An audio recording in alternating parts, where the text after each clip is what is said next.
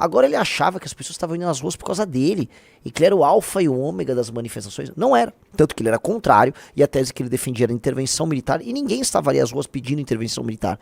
As pessoas pediram a tese contrária que ele defendia. A primeira grande pressão que o Movimento Brasil Livre passou, o ano era 2014, nós inauguramos as primeiras manifestações contra Dilma Rousseff, tá? O grupo é formado, nós tínhamos nos dado muito bem com a campanha do Paulo Batista, nós perdemos a eleição, mas fomos uma coqueluche em termos de desenvolvimento de narrativas e construção de imaginário nas redes sociais. E partimos ali, né, para ajudar no segundo turno das eleições a derrotar a Dilma. Fizemos vídeos, produzimos coisas, Dilma vence, convocamos manifestações. Aí tem uma manifestação, nenhuma ainda falava do impeachment, a gente não tinha nem a base jurídica para impeachment. Mas nós começamos a fundamentar, tá, uma construção política que levasse à queda da Dilma. Ali surge o Olavo de Carvalho. Não, o Olavo de Carvalho queria que todos sentassem à mesa com ele para que ele organizasse a estratégia. E você lembra qual era a estratégia, Rizzo? A estratégia do Olavo de Carvalho era muito simples. Vejam só. O Olavo queria que tanto a turma que pedisse intervenção militar quanto a turma do impeachment jogasse junta. Que no fundo o importante era derrubar o sistema. Mais tarde ele fundamentou isso. Seria uma rebelião popular em que nós iríamos ucranizar os políticos, ou seja, políticos, de acordo com o Olavo, lá dos Estados Unidos, seriam jogados dentro de latas de lixo. E você ia derrubar o sistema, você ia fazer uma espécie de governo de junta popular. O Olavo chegou a desenvolver isso também ao longo do ano de 2015, tendo um governo de junta popular, oriundo de uma rebelião popular, ia fazer uma tomada violenta do Estado, ou seja, um papo pra lá de maluco. E era um papo bem desorientado, porque era um papo de alguém que não estava aqui, então não tinha muita noção de como é que estava sendo o processo de impeachment. Aquelas pessoas que estavam indo para as ruas eram ordeiras, elas comemoravam que não tinha depredações e tal, mas o Olavo não pensava assim. O Olavo achava que nós tínhamos que tocar uma revolução, e nós tínhamos que ter um jogo dialético. Tudo pra ele era muito dialético. Então o MBL até, peço impeachment por aqui, mas deixa a turma da intervenção militar, que eram doidinhos completos, pedirem a sua intervenção por ali. E aí ele, na época, Alan dos Santos, que no começo era até amigo nosso, Alan, começaram a fazer uma campanha incessante contra o MBL. E falaram que o MBL era parte do sistema, que o MBL era tucano, que o MBL queria jogar junto com o sistema para entregar toda a legitimidade popular pro sistema, porque o lance era a revolta popular, a marcha a pé pra Brasília foi um negócio de dar poder pro sistema. E aí eles eram contra. Foi ter a maior manifestação da história do Brasil, que foi o dia 13 de março de 2016. O Olavo estava desconvocando a manifestação. Não sei se Rafael Almeida Rizzo se lembra disso, mas rolou desconvocação da manifestação por parte do Olavo. Então, na época, a grande pressão que nós tivemos foi essa, tá?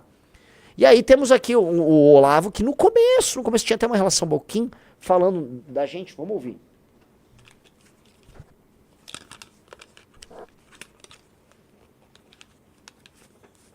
Uma pessoa que funcionou como símbolo, não como líder, mas como símbolo da manifestação, fui eu, não é isso? Não tinha mais ninguém. Não tinha ninguém nem com o cartaz do Lobão.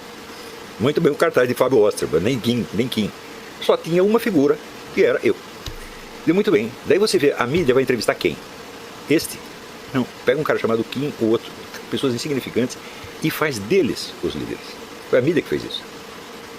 A população não os conhecia, se tornaram conhecidos depois do movimento, graças à mídia. Foi um efeito circular. Não é isso? Então, prepara esses meninos para que eles sejam comidos pela elite tucana. E eles foram comidos.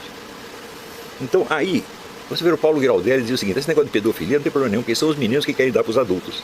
Então, essa teoria é falsa, mas na política ela é real. São os menininhos que vão tudo lá em Brasília oferecer as bundinhas para os políticos. É ou não é? Estou mentindo?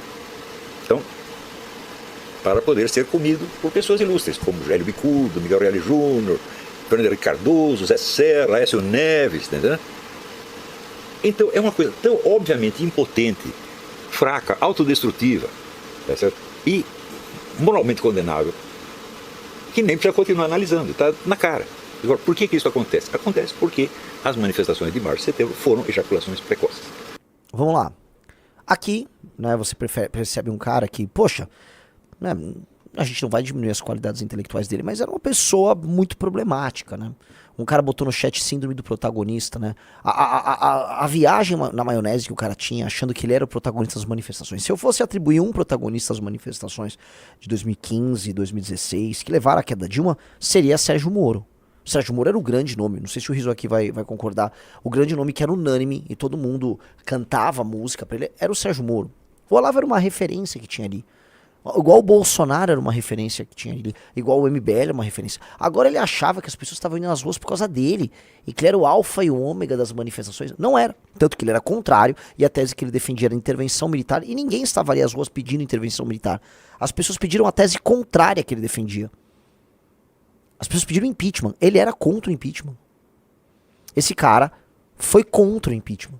Aí ele vem com essa coisa, ai não, eles foram pra Brasília porque isso era um plano da mídia com os tucanos. Que plano da mídia com os tucanos? Primeira coisa, quem brigou com o PSDB fomos nós, à época.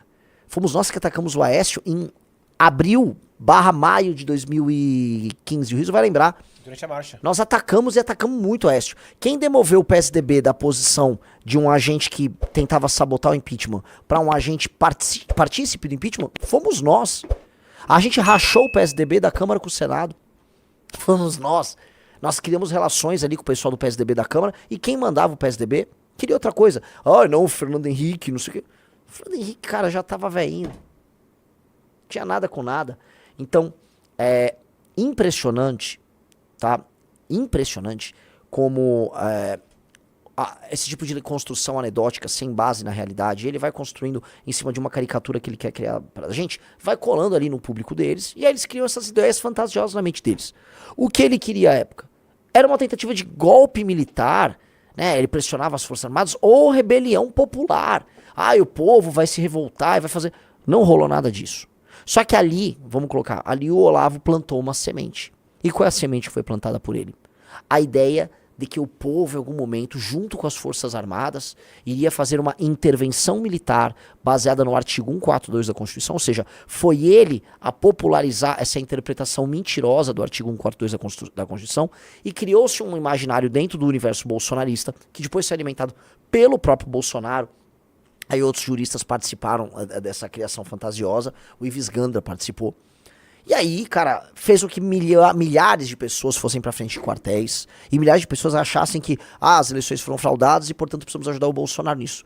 Ou seja, o Olavo plantou ali nessa época uma mentira que depois da morte dele veio criar, vamos dizer, problemas não só pro país, mas problemas mortais pro próprio campo da direita.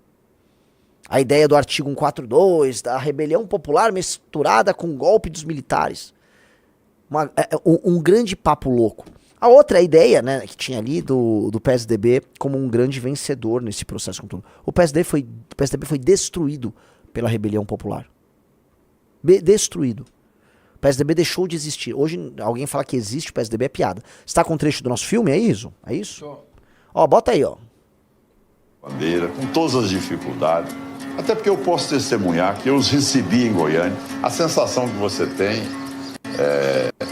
de que o impeachment estava avançando, de que as coisas estão evoluindo, que é importante, né? Senão as pessoas vão perder a esperança, e a esperança de um amanhã melhor é o carro-chefe de um movimento político, que se as pessoas desistirem de lutar também, você fecha, apaga a luz e vai embora.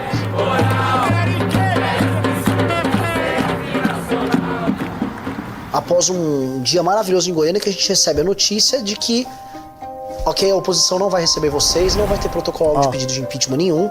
Não estamos proibidos de dizer a palavra impeachment. Ela apenas não está na agenda do PSDB. E aqui vale colocar, né? O Miguel Reale Júnior, né, quis no final, né? Eu sou foda, tô no impeachment e tal. Ele jogou contra o impeachment até o impeachment se tornar viável. Que o PSDB não vai pedir o impeachment no dia 27. Ele saiu fora e já é oficial. E amanhã ele vai ter uma reunião às 10 horas da manhã com os líderes dos outros partidos de oposição para dissuadir eles de pedir o impeachment no dia 27. É lógico que naquele momento também não era agradável todos ouvirem aquilo que vocês queriam colocar, o que vocês colocavam. Essa, que naquele momento... Aqui, ó. Essa era a cara nossa, né? De aliados do PSDB. Na época, ser de direita, tá? E não ouvir o Olavo, né? Direita, porque assim, o impeachment da Dilma não dá pra falar que era um fenômeno exclusivamente de direita. O Vem Pra Rua era uma coisa muito mais... Era um fenômeno meio udenista de classe média do que qualquer outra coisa. O MBL era de direita, era uma direita liberal. Então assim, a gente arrumou brigas ali que muita gente não compraria. E o Neo Vitor botou, Olavo era gênio, mas fazendo análise política sobre o Brasil só dizia abobrinha. Era uma máquina de dizer abobrinha. Tanto que defendeu muitas abobrinhas, inclusive no período do governo Bolsonaro. E era uma máquina. O Olavo foi um dos que falou o seguinte durante o governo Bolsonaro. Olha, não existe direita, existe Bolsonaro. Você tem que seguir o Bolsonaro. Pois bem, todo mundo fez essa confusão entre direita e Bolsonaro. E o que aconteceu é que a direita fracassou com o Bolsonaro. Porque o campo político se construiu ao redor do Bolsonaro. E ainda ficou outra crítica. O Olavo morreu. O que seus sucessores produziram? Cadê a farta obra literária da alta cultura criada pelo Olavo? Não fez nada, não surgiu nada. A real é o seguinte, o Olavo se esgotou no próprio Olavo. Ele tinha uma análise cultural, uma análise sobre o Brasil interessante. O Jardim das Aflições é um livro interessante. Mas é o seguinte, a obra dele, ao fim, foi maculada pela própria loucura e pela egolatria dele. E boa parte dos seus discípulos nunca vão admitir isso. Trabalho cultural quem faz somos nós. A Valete, o Valete Plus, quem está fazendo esse trabalho de construção de um pensamento original à direita, somos nós. Para além dos bancos das universidades, das cátedras, sim, somos nós. Nós estamos fazendo isso. E estamos fazendo isso de uma maneira economicamente viável e vinculando isso à construção de um partido político. Ou seja, em tese, a parte boa que ele propôs, que era tudo isso, né, a criação do movimento cultural autossuficiente, produção de pensamento original autossuficiente, criação de uma editora para produção também de livros e obras de ficção, estamos fazendo. Criação de um partido político orgânico, com um movimento real, concreto, orgânico no seio da população brasileira. Estamos fazendo tudo isso. Então, a parte boa que dava pra tirar dele, tá? Nem digo que isso era uma ideia, roubamos isso do cara. Não, porque isso é uma ideia óbvia de se ter. Mas ele também teve. E nós, olha, isso aqui era uma boa ideia, e nós estamos fazendo. Os discípulos dele, não. Então, isso deve doer nessa galera. Curtiu esse vídeo? Então deixa o like e comenta aqui embaixo o que você achou. Quero muito saber sua opinião.